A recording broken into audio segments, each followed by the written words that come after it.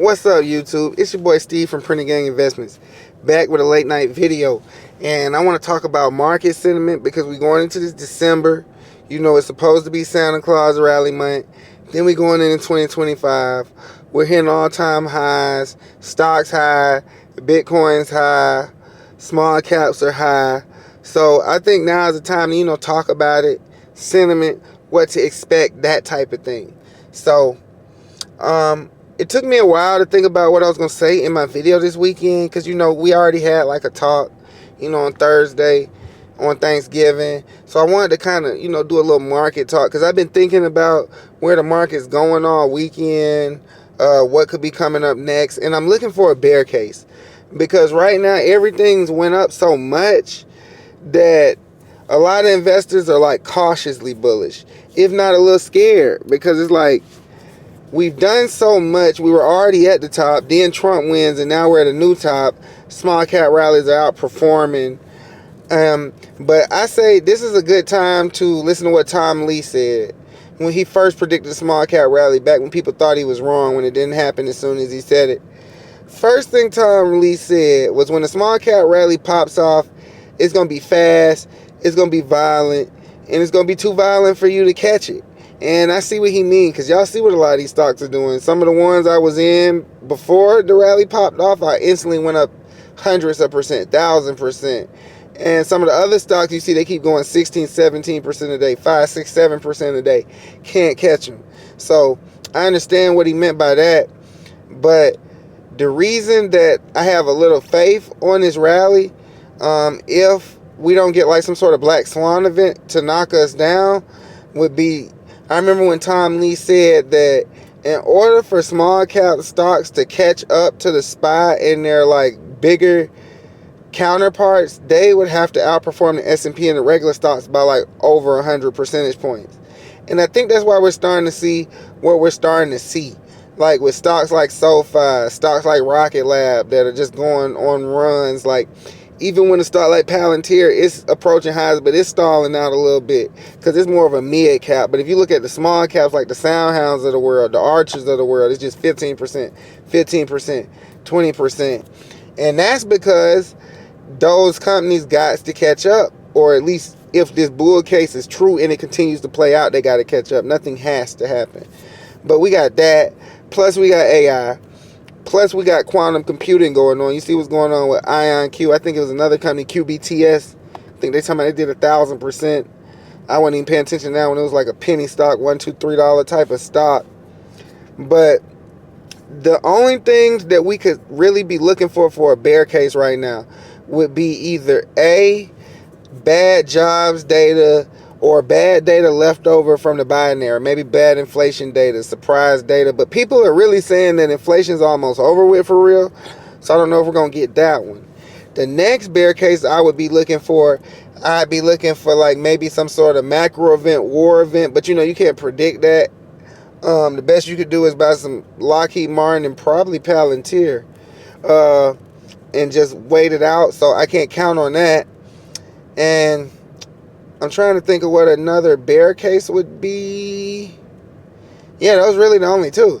It would have to be some sort of bad jobs data, bad inflation data, or it had to be some sort of macro event that we can't predict. Oh, the port strike. The port strike might be coming back, people. And that might be the black swan event we need. Not need, we don't want it to happen, but that port strike situation, they put it on pause because of the election, but now the election's over, they're immediately talking about it again. They got their pay raise, but they didn't get automation at the ports. They scared of AI and robots just like the rest of us. I get it. But it looks like they might go back on strike. So if that happens, that could be an opportunity for us to buy some short-term puts and some long-term calls. You know what I'm saying? So I'm looking at those three bear cases, but other than that, it's looking bullish. Like, you got the deregulation on the way. You got Trump probably going to do tax cuts. You got these guys talking drill, baby, drill. That's why you keep seeing me looking at uranium stocks, energy stocks. I got a new energy stock. I'll probably tell y'all about it tomorrow. But with all that being said, those are bullish catalysts.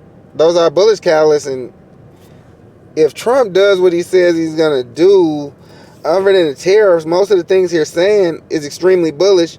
And even though a lot of people are saying the tariffs are gonna be inflationary, and I understand why they would say that would make prices go up, but I'm also hearing a lot of economists say that's not necessarily true. So I don't know if that's like Trump's political enemy saying that. I understand from an economics point of view, tariffs would technically make inflation go up, but they're also saying that might not necessarily be the case. So we're going to see what's up with that. But overall, I'm still bullish. Like my boy Dan Nine says, the AI party still looking like it's 10 p.m. You know what I'm saying? And from an AI point of view, I think this is going to be the biggest year yet. And I'm not necessarily saying gains-wise, because it might not be the biggest year of gains, but I feel like as far as the thesis for AI, this is going to be the biggest and most important year, because follow me on this.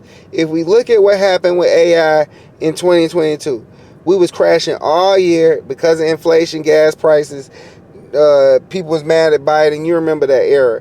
Then all of a sudden, around the end of the year, we rebounded because ChatGPT dropped. I think ChatGPT dropped October 2022. I think I was buying NVIDIA 3-4 weeks later, and it's history ever since. So ChatGPT dropped. That led to excitement. People realized that NVIDIA was making the chips for ChatGPT, so they bought in hand over fist. Then when it reported, they realized all that was true, so it kept going, which led to the super micros of the world, because they were part of the supply chain, the Modines of the world, the Vistra Energies of the world, the ASMLs of the world. The whole world just decided we need to be on the supply chain for AI. And that worked for quite a while. People made money off NVIDIA, of course, the first year, late 2022 through 2023, and people made money on NVIDIA again this year. But now towards the end of the year, it's slowing up while software is taking out. And I think that's a good thing, not just because I own Palantir and I have more Palantir than NVIDIA. That's not why I think this is a good thing, because we need the software side of AI to really prove the use cases, to really let the market know this thing is real. Because if software doesn't get to showing use cases and showing companies are saving money and improving profitability, why did we just build out all these chips? Why are people buying all these H100s? Why is everybody waiting on the Blackwell?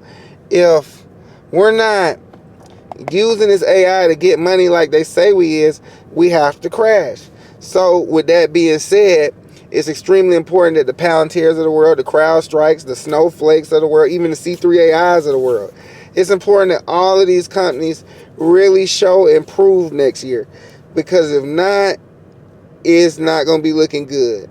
Like, the market, people say the economy's strong, but me as an investor, I don't really remember the market turning around until AI and ChatGPT dropped. And in the real world, I see people struggling. So personally, I think the market's up because of AI. And I think if something goes wrong with the AI situation, we wouldn't have anything but like not necessarily the best data. I could be wrong. I'm not an economist. I'm just a trader. But if we didn't have AI, I don't think we would necessarily be at all-time highs. And I don't even necessarily think we'd be in much of a great market. So with that being said, I want everybody going forward to be careful. But if you see opportunity, do take it, because this might be one of those periods of getting money that comes and goes fast. You know what I'm saying? Like, this is the fun part right now. I look at it like, especially like with Palantir. Now's the fun time from now till next earnings, but game time starts next earnings, 2025. People gonna have to really show and prove. So, you know what I'm saying, if you making money now, you know, enjoy some of your gains, roll your calls, you know what I'm saying, take some profits, don't sell it all. But, you know, enjoy this time now, because we're going to be in for a hell of a battle next year. And you know I'm going to be here with y'all every step of the way. It's your boy Steve from Printing Gang Investments. I'm going to see y'all in the next video.